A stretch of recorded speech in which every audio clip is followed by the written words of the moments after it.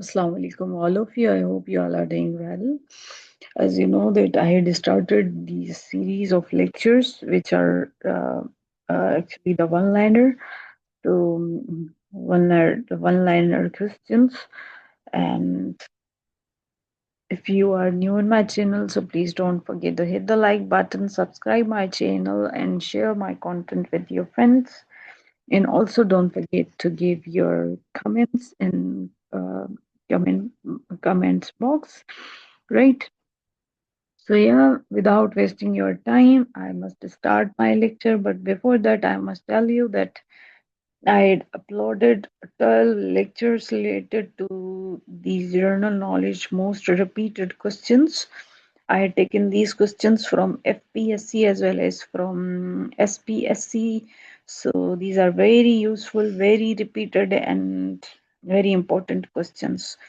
Yeah, so without wasting your time, let's start our today's class. The first question is Sweden is the first neutral state in 1814. Okay, Sweden जो था वो पहला neutral state था 1814 में। और अगर हम लोग स्विट्जरलैंड की बात करें तो वो है सेकंड न्यूट्रल स्टेट इन 1815। 1815 में स्विट्जरलैंड था न्यूट्रल स्टेट, इन 1814 में स्वीडन था। Okay, Paris pacts are four international agreements signed in Paris on 23rd October 1954। Paris में पैक्ट्स हुए थे जो जिन्हें हम कहते हैं फोर इंटरनेशनल एग्रीमेंट्स, चार इंटरनेशनल एग्रीमेंट्स जो साइन हुए थे पेरिस में। और कब हुए थे ये डेट पूछी जाती है, तो 23rd October 1954 में। ओके, ये आप डेट भी याद रखें और ये भी याद रख लें कि ये एग्रीमेंट्स कहाँ पे हुए थे। Freedom air was air New Zealand groups low cost airline. Freedom air की बात करें तो ये एक एयरलाइन है जो एयर न्यूजीलैंड ग्रुप की है, लो कॉस्ट एयरलाइन है, जिसमें क्या है, इसमें ये एक लो कॉस्ट एयरलाइन है फ्रीडम एयर। ओके, इस कौन से ग्रुप की है? न्यूजीलैंड ग्रुप की। Okay, ngultrum has been the currency of Bhutan। Okay, ये करेंसी थी निगोल्ट्रम भूटान की 1974 में। Okay, so the Nugaltram was introduced and replacing the rupee at par। और न्यूगेल्ट्रम जो था उस करेंसी जो थी उसको रिप्लेस किया गया था रुपी एट पार जो है फेस वैल्यू पे। Okay, ngultrum is equal in value to Indian rupee, और न्यूगेल्ट्रम जो है वो इक्वल है इंडियन रुपी के साथ। ओके, सो ये भूटान की करेंसी थी और 1974 में जो है ये करेंसी थी भूटान की। In 1974, Nagaltram was introduced and replacing the rupee at par। तो ये इंट्रोड्यूस की गई थी और रुपी को जो है वो क्या किया गया था, रिप्लेस किया गया था इससे। नेक्स्ट वन लाइनर की तरफ आए तो वो है लुसाका।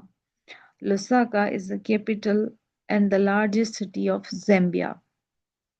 ज़ैम्बिया की जो ज़ैम्बिया का जो लार्जेस्ट सिटी और कैपिटल है वो है Lusaka. Okay, AFP is the world's oldest news agency of. AFP जो है वो दुनिया की पुरानी न्यूज एजेंसी है, जो फ्रांस की न्यूज एजेंसी है AFP. Okay, Switzerland is a neutral state in 1815। अब ये देखें, ये असल में क्वेश्चंस जितने रिपीट हो रहे हैं और जिस तरीके से रिपीट हुए हैं एग्जाम्स में, वो उसी तरीके से वो इसमें दिए गए हैं। तो आप ये देखिए, ये पहले भी आया था, अब इसमें थोड़ा सा उन्होंने आगे भी इसके बारे में लिखा है कि Switzerland is a neutral state in 1815 में,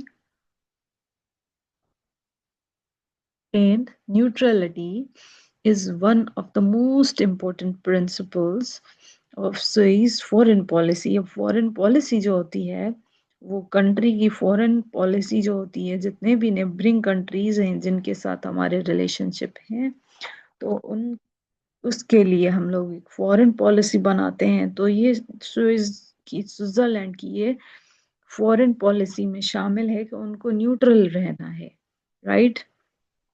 और अगर हम लोग नेक्स्ट वन लाइनर की तरफ आए तो Harvard is the oldest university of USA. USA की जो पुरानी यूनिवर्सिटी है वो है Harvard. Okay, Harvard is the oldest news agency of USA. Narita is the international airport of Japan. तो ये जो है वो जापान की इंटरनेशनल एयरपोर्ट है। Okay, Shirin Ebadi, Shirin Ebadi के बारे में तो आपको पता होगा, is an Iranian lawyer, a former judge and human rights activist and the founder of Defenders of Human Rights Center in Iran. On 10 October 2003, Ibadi was awarded the Nobel Peace Prize for his significant and pioneering efforts for democracy and human rights. अब शीरिन अबैद जो है वो Iran की है, right. वो lawyer भी हैं, human rights activist भी हैं, फॉर्मर जज भी हैं।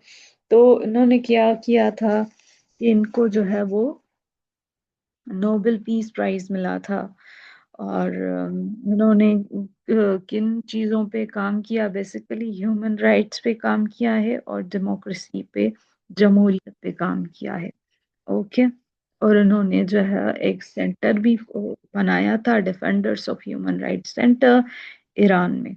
नेक्स्ट वन लाइनर की तरफ आए तो वो है स्पेशली, आगे भी इंफॉर्मेशन दी गई है थोड़ी सी, specially women's, children and refugee rights. अब उन्होंने जो ह्यूमन राइट्स पे काम किया था तो वो स्पेशली औरतों पे, बच्चों पे, और जो रिफ्यूज लेते हैं आके, जैसे पाकिस्तान में रिफ्यूजीज आए थे अफगानिस्तान से, तो इन्होंने रिफ्यूजीज वो होते हैं जो किसी और कंट्री से आपकी कंट्री में आके जो है वो पनाह लें बेसिकली। ओके, सो इन पे जो है वो शीरीन इबादी ने काम किया था, and she is the first Muslim women who won the Nobel prize. Okay, ये पहली मुसलमान खातून है जिनको नोबेल पीस प्राइज मिला था। Okay, from the shadows book written by former defense minister of USA Robert Gates. अब रॉबर्ट गेट्स जो है वो है, उन्होंने एक बुक लिखी थी जिसका नाम है फ्रॉम द शेडोज। ओके, ये फॉर्मर मींस पुराने डिफेंस मिनिस्टर हैं यूएसए के जिन्होंने ये बुक लिखी थी, और वो हैं Robert Gates. Robert Gates, okay. The Black Sea is bounded by Europe, Anatolia, and the Caucasus, and is ultimately connected to Atlantic Ocean via the Mediterranean and the Aegean Seas and various straits. The Bosphorus Strait connects it to the Sea of Marmara, and the Strait of Dardanelles connects that sea to the Aegean Sea region of Mediterranean. These waters separate Eastern Europe and the Western Asia. The Black Sea is also connected to the Sea of Azov by a Strait of Kerch. Okay. अभी आप देख लें कि जो black सी है वो bounded है किसके साथ, यूरोप से, Anatolia and the Caucasus, and ultimately ये कनेक्ट करता है अटलांटिक ओशन के साथ वाया किसके जरिए, मेडिटेरेनियन एंड एजियन सी के जरिए ये कनेक्टेड है अटलांटिक ओशन के साथ। उसके बाद जो है वो वेरियस स्ट्रेट्स भी हैं, उससे भी कनेक्टेड है। ये द बॉस्फोरस स्ट्रेट जो है वो कनेक्ट करती है इसको to the Sea of Marmara के साथ and Strait of Dardanelles and connect that sea to the Aegean Sea region of the Mediterranean. इसको जिस sea से मिलाती है वो है Mediterranean region में Aegean Sea. Okay, these waters separate Eastern Europe and Western Asia. ये जो waters हैं वो separate करते हैं ईस्टर्न यूरोप को वेस्टर्न एशिया के साथ.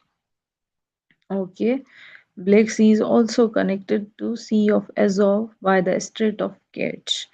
Black Sea जो है वो connect करता है Sea of Azov को Strait by the Strait of Kerch. Okay, so basically जब आप word में पढ़ेंगे ना तो ये चीजें आपको तभी क्लियर होंगी. अभी मैं आपको ये कितना भी ये थ्योरी आपको ये पढ़ा लूं बट जब तक अनटिल एंड अनलेस आप इसको मैप के थ्रू नहीं देखेंगे ना या आपके माइंड में नहीं जाएंगी चीजें तो आप वर्ड मैप जरूर पढ़ें भी और ये चीजें फिर देखें तो आपको मजा आएगा. Okay, I Ivy League, an association of 8 universities and colleges, is a athletic conference comprising 8 private institutions of higher education in the northeastern United States. Okay, सो ये आईवी लीग जो है ये एक एसोसिएशन है 8 यूनिवर्सिटीज एंड कॉलेजेस की.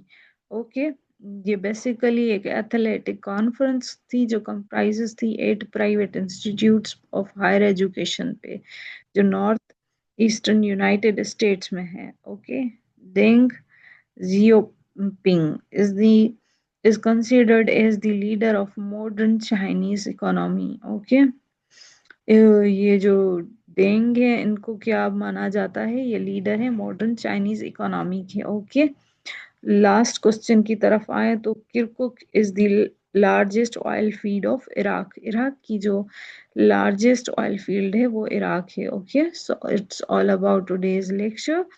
If you are new in my channel, so please don't forget to hit the like button and subscribe my channel and also share your thoughts and comments so that I may upload lecture according to your need and according to your choice.